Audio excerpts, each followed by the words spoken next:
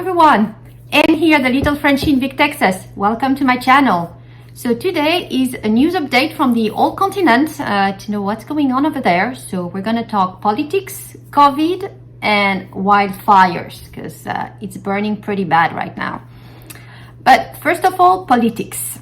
So a few weeks back we had the UK with Boris Johnson, the whole thing, resigning and so on. Well, today is Italy. Mario Draghi just gave his resignation pretty much this morning. And to put it back into perspective, this man was actually coming from the European side. He was the president of the European Central Bank. So he had all the trust of the European Union pretty much. And he came back to Italy and was put at the job as prime minister in February 2021. So after the big peak of the COVID, to try to help put Italy back into some financial stability. And what happened is that yesterday he asked Parliament, the Senate, for a trust confidence vote, and he did not get it. So he resigned, which really weakens the European Union if you look at it. I mean, first we had the UK, the Brexit. So now Italy, and the two pillars left, really, I mean, the historical pillars are Germany and France. Germany, that's pretty weakened right now with the war in Ukraine, Russia, the whole energy issue they have. And France, where pretty much Macron got re-elected, but he lost his majority at the parliament. He lost that confidence vote himself. So politically speaking, it's not very stable with some concerns on the European side. So that's for the politics. Now talking about another big topic, the big topic of the last 2 years, which is the COVID.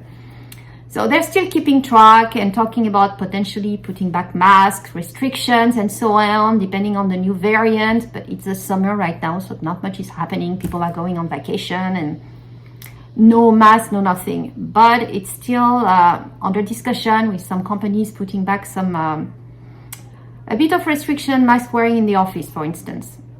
But what I found very interesting is an article that did not stay long on the front page editorial online. It was about a study that the Ministry of Health is launching right now with women. Apparently, there's been increasing numbers of women that had troubles with their periods. So the trouble can be either missed periods or too heavy bleeding and so on. And all this happened after they had the vaccine. So they haven't drawn any conclusion yet, whether it's related or not. And what the numbers they have is only the women that self-declared and complained. So probably a very small portion of the total that might have had trouble and didn't know what to do, did not see the doctor, did not know where to declare it.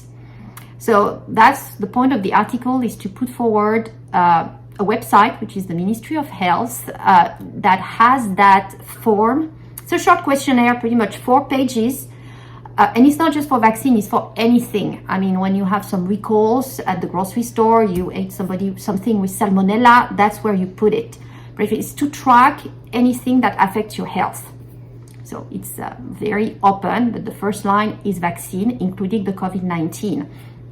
And they're asking all women to self-declare if they had any effect or what they believe could be an effect from the vaccine on their periods and women's cycles here. So I thought that was pretty interesting, and they're only concerned about 2 vaccines actually.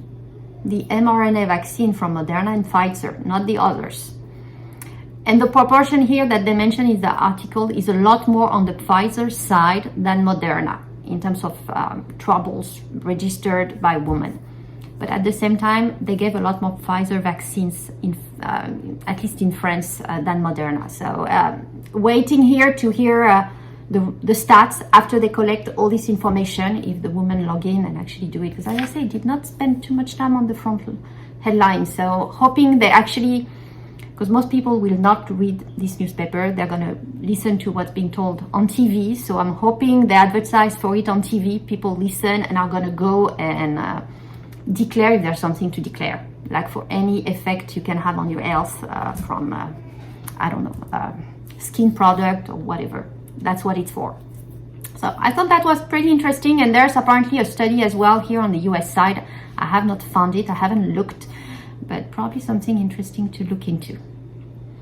So this is two initial news I wanted to cover. The last one is the wildfire, because it's been raging in Europe like crazy, worse than any other year. So we got the, I would say, almost yearly classic, like for instance in Greece, it's raging very close to Athens. It's not the first time it happened. It might be closer, it might be worse, but it's happened in the past.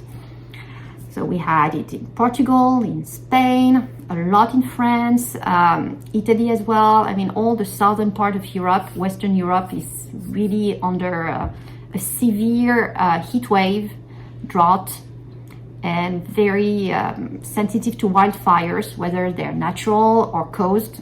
We never really know how it starts here.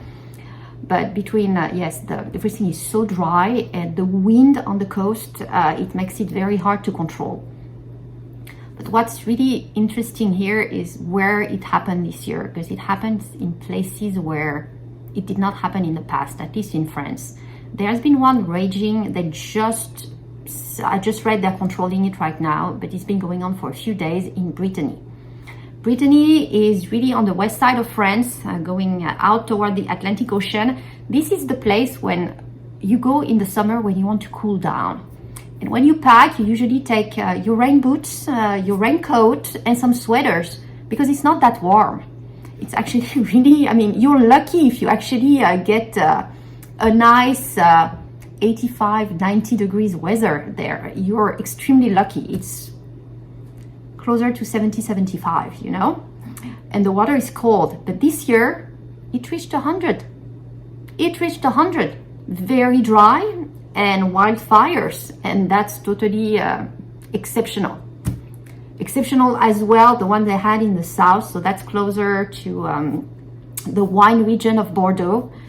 And they had some in very touristic areas. So they had to, now it's, I mean, summer, people are on vacation. They had to evacuate, and a camping that's very famous. There was a whole movie, very famous movie in that camping that was partially destroyed.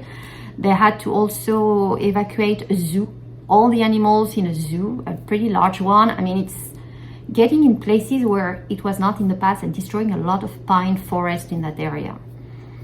So pretty bad as well in the UK in terms of heat. It was in the news a few days ago, reaching 100 degrees. And keep in mind that we are not ready in Europe. I mean, very few had air conditioning. So, and the constructions, especially in the UK, they're not made for the heat. They're pretty much made to have a lot of rain, you know, that kind of weather. But it's not made for the heat. So some of this material actually retain the heat.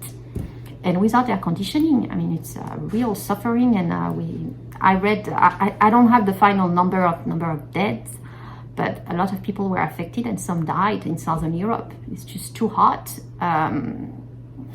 So the concerns here on the wildfires, the heat, and it also pushes the green ecological agenda even more. And here you have to put it into perspective as well, because Europe is far more advanced than the US. It's already a mindset that's in place in Europe. Everybody is thinking green, how to make it better, respect the environment. It's already embedded in everybody's mind, and that's been already a while back. But now, all these wildfires, it gives the sense of urgency. It has to happen now.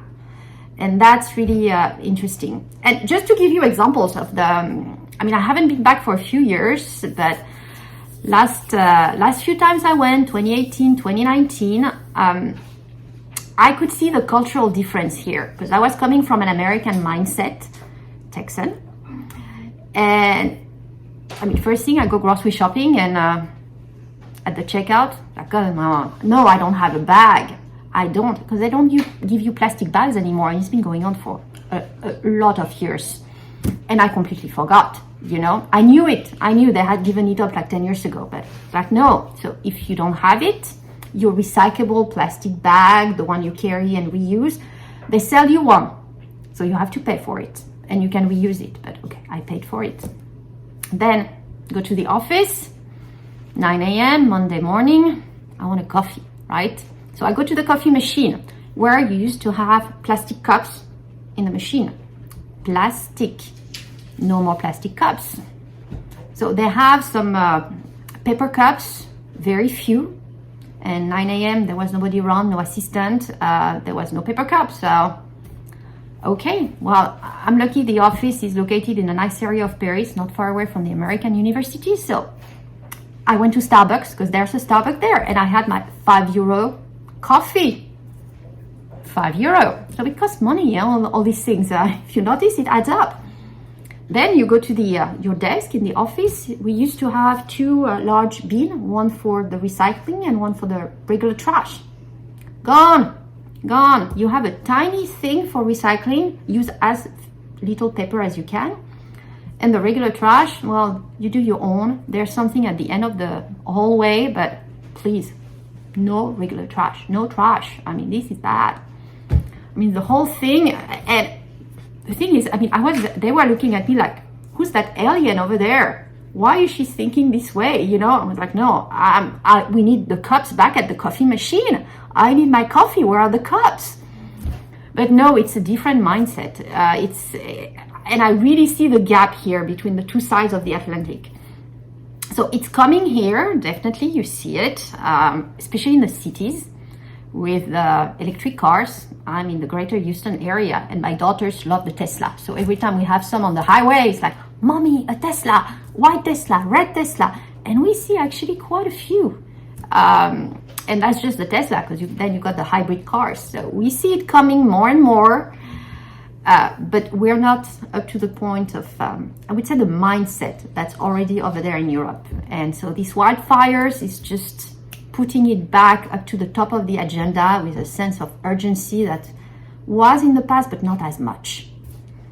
So just sharing my thoughts here on the main headlines. People are going on vacation. It's Western Europe. The month of August is very low-key.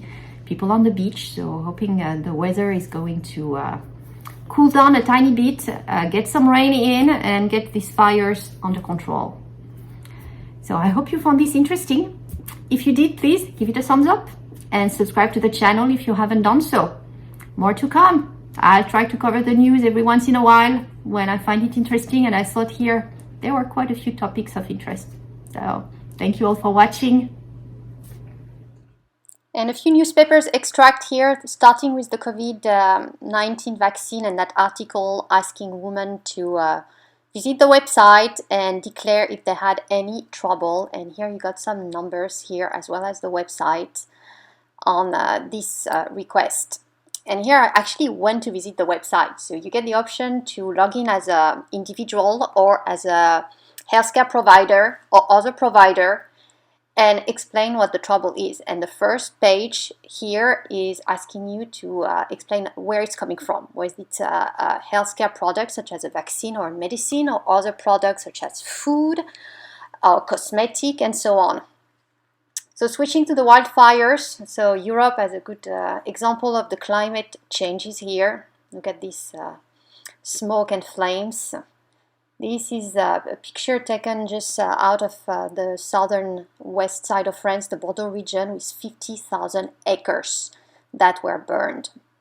It's 42 degrees, it's about 105, I think. And that picture here is the famous camping that was evacuated and partially burned. Switching to English here with an article from the New York Times, where emissions have fallen, and you see how it felt in Europe compared to other countries and the progress Europe made. Progress that also put in question right now, given the issue we have with the natural gas and resources coming from Russia that are stopped and need to be replaced, maybe with some coal or liquefied gas, which could end up being more dirty than what we had and increase this emission. So it's also the dilemma of the energy crisis that Europe has at the moment.